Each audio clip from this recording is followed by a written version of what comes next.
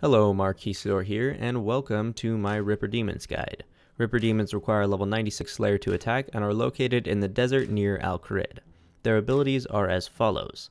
When your health reaches below 50%, they will become aggressive, and due to how much damage they deal, if this happens, you will most likely die unless you teleport or leave the cavern immediately.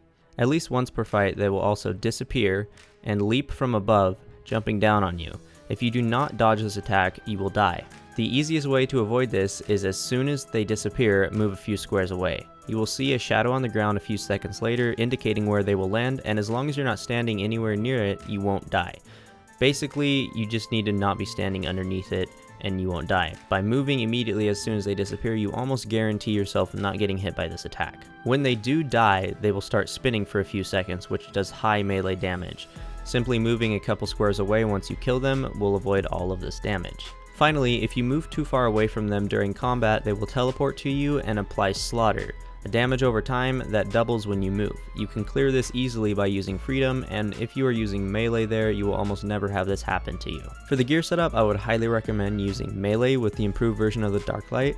Even though they are weak to earth spells, the Dark Light does very well here because it does get its bonuses, being that they are demons, and it makes it a lot easier to manage them, which I will get a bit more into later. Other useful equipment to have here is a demon horn and an attuned ectoplasmator. This basically alleviates the need to worry about prayer, and because you're going to take so much damage to begin with, it just makes it easier to manage the fight as a whole. For abilities, the most important one to use here is Devotion. This is because you will be using Protect from Melee, and that increases the effectiveness of Protect from Melee by 100% for 10 seconds. Because of how much damage Ripper Demons do, this makes it way easier to survive and last longer for each trip. Debilitate is also useful because it just reduces the incoming damage you'll take, and it will also extend your trip. As far as food goes, sharks are enough to work here. However, because of the amount of damage they do, you may consider using rocktails as well as Cerebrews. You could even just do sharks and brews, but you do need to consider how much those cost, and if you're trying to make some money here, it may be more effective to just use sharks.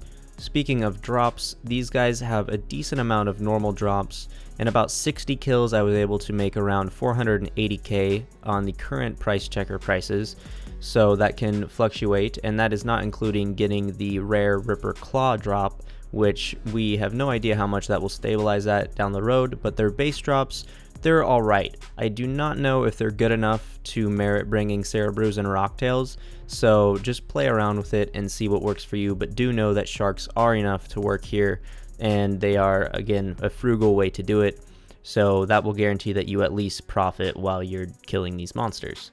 Obviously for gear, you're going to want to bring the best melee gear you have, and for potions, the best potions you have. So overloads would be ideal here. If you do have supreme overloads, I would highly recommend those as well. There are a couple reasons why I recommend melee here over mage. One being that the Dark Light works very well here as long as you have the enhanced version, and the other being that you can completely avoid the slaughter debuff when you're using melee. On top of that, mage's Dragon's Breath and Chain ability are AoE abilities, meaning you have a chance of aggroing other nearby monsters, and that is pretty much suicide when fighting Ripper Demons. With dual wield melee, that will never happen, and it honestly just makes everything easier to deal with. It can be argued that mage will take less damage due to the combat triangle and how the armor works, but you're going to be taking high damage no matter what here, so it's way worse to aggro a couple of them accidentally with something like Dragon's Breath than it is to take a little bit more damage using melee armor but never have that multiple aggro problem. On top of that, you could just take those abilities off your bar, which you almost have to if you're using mage here, but again, that's going to sacrifice DPS, which overall is just going to make melee a better option here for pretty much everyone. Some last minute tips and tricks I have are really pretty simple, but honestly, just keep your health as close to max as possible. Things like having a bonfire boost actually do help here just because you're going to need to keep your health high, and having more to pull is easier. Also, when the Ripper Demons are spinning after you kill them, a good way to deal with this is you can simply just surge out of the way, which will instantly put you in safety. But also, if you want to go for even faster kills per hour, you can barge to another Ripper Demon that's out of the range of the current one spinning to immediately engage another one and keep killing them as fast as possible. Along with this, you can leave loot on the ground and use that as something to do while they're spinning. So say you kill one, and then you move to another one. And when that one dies and it's spinning, you go and pick up the loot from the one you killed previously. You can also use this when they do their special leap attack, so when they disappear, you can use the loot that you have on the ground to move out of the way of their leap attack, while also not only dodging the attack, but you're also picking up that loot to save time. It's really up to you how you do it, but I found those to be somewhat efficient ways to handle it, and it also makes it easier to manage. Other than that, when you're clicking around to move in the cavern, if you are already engaged with one, you need to dodge the attack.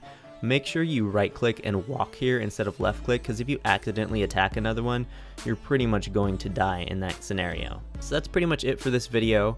Obviously you need to go in with the mindset that there's a good chance you'll die when you're first learning how to fight these guys. The good news is it is very close to the Kharid lodestone, so you can easily get back to your gravestone if you die, so no worries, and lots of people are dying, myself included, so don't even feel bad. And yeah, just take the setup that you think works best for you. Again, this is just my recommendation. I'm not telling you how to live your life or anything, but this is what I found pretty useful and easy to manage. You can change it as you see fit, and I'm sure there will be much better methods to come out in the future, because there are always people that keep thinking of better ways to do things in this game. But yeah, thank you for watching. If you like this video, drop a like, and if you have any feedback, feel free to comment. As well, if you want to see any of my future content, do subscribe to my YouTube channel, as I will be posting here somewhat frequently with a variety of gaming content. But thank you for watching, and I will see you guys in the next one.